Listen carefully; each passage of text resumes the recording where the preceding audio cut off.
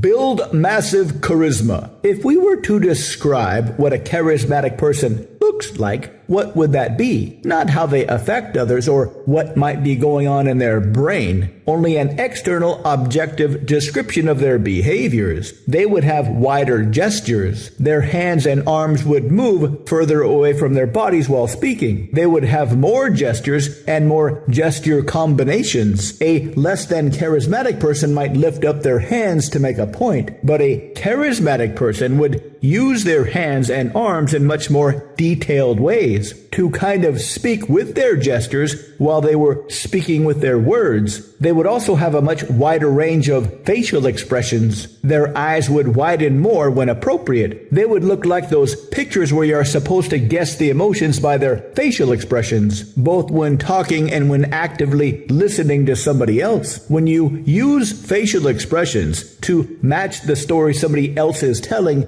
it shows that you are interested in what they are saying. Demonstrating interest in what people are saying is a surefire way to build any kind of attraction. Buying attraction, potential friend attraction, and potential lover attraction. They would also speak a little bit more loudly. They would make sure they were volume appropriate as to not offend anybody, but they would say things without fear or apology. Each word would be clear with enough space around the words to make sure everybody understood what they were saying. If you are not charismatic, how do you become charismatic? One way would be to remember all these details and try to emulate them whenever possible. This is very difficult because using your body language outside of your comfort zone causes a bit of anxiety for a lot of people. This is a very, very dangerous thing. You'll be subconsciously associating being charismatic, which is very attractive, with forcing yourself into greater levels of social anxiety.